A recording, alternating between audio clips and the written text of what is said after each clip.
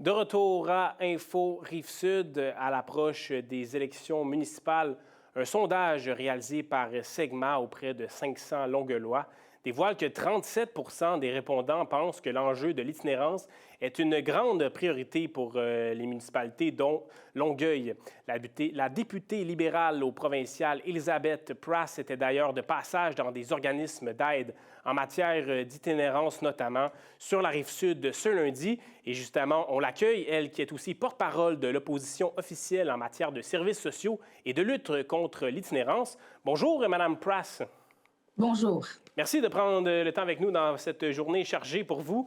Donc, vous avez visité là, des organismes d'aide de la Rive-Sud aujourd'hui, en ce lundi. En effet, l'Estrade et la halte, et ce qu'on découvre, c'est que des coins où il n'y avait pas nécessairement la présence de l'itinérance auparavant, l'itinérance est présent aujourd'hui. Depuis la pandémie, depuis la crise du logement, un problème qui était surtout dans les centres des villes est vraiment rendu à travers le Québec. Et il y a de plus en plus de ressources comme l'estrade que j'ai visité aujourd'hui. Oui, Alte du coin, mais comme l'estrade que j'ai rencontrée aujourd'hui, Oui. qui a seulement débuté son offre de service il y a quelques semaines. La demande est là et il faut comprendre que la face de l'itinérance a changé et il faut que le gouvernement également change ses façons de répondre à l'itinérance. Oui, vous avez mentionné Halte du Coin qu'on voit à l'écran présentement et aussi l'estrade d'un organisme à La Prairie. Donc, vous avez rencontré des intervenants là, pour ce qui est de Halte du Coin, de cet organisme qui, de ce que je comprends, héberge là, des personnes qui sont en situation d'itinérance ou de précarité.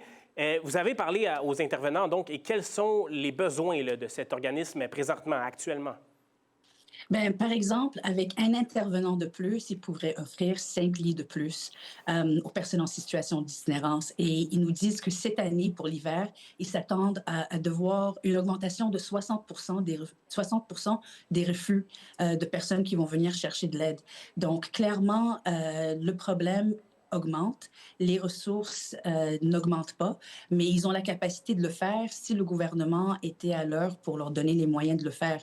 Donc, un problème qui, d'année en année, s'accentue, dont il y a de plus en plus de refus d'année en année, qui démontrent justement le besoin criant. Est-ce que vous me parlez d'enjeux de financement présentement? Est-ce qu'il y a plus d'argent qui devrait aller à ces organismes d'aide?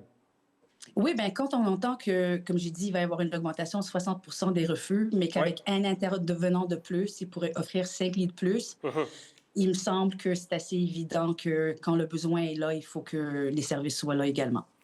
Ça, ce serait donc au niveau du gouvernement provincial, mais à l'approche des élections municipales, vous, en tant que député, est-ce que vous avez des recommandations, des propositions de solutions à faire à ce que les municipalités, elles, peuvent faire avec ce problème de l'itinérance?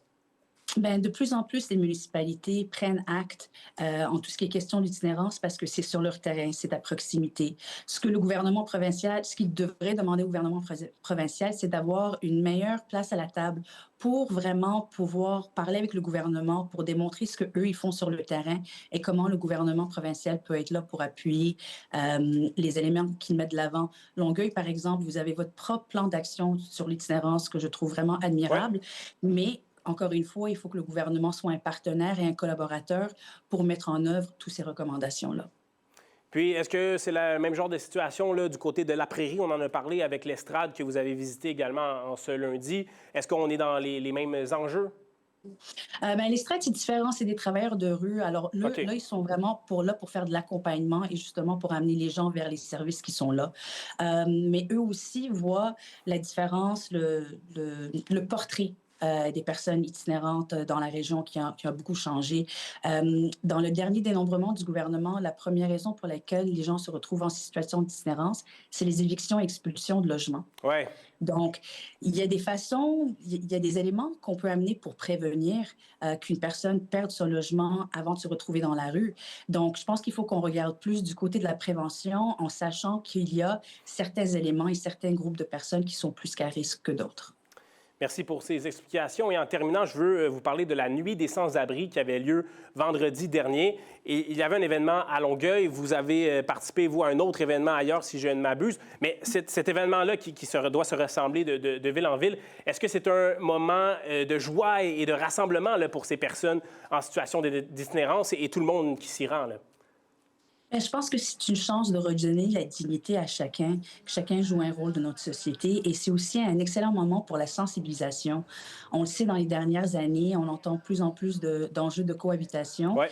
et la nuit des sans-abri, je pense que c'est une façon de démontrer à tout le monde que l'itinérance, tu sais, ça peut arriver à une personne d'un jour à l'autre, il peut y avoir un malheur dans la vie qui fait en sorte qu'on se retrouve dans la rue, mais on est tous des êtres humains à la fin de la journée qui méritons la dignité. Et donc, il faut avoir une certaine empathie envers l'autre. Et je pense que des événements comme la Nuit des sans-abri fait exactement ça.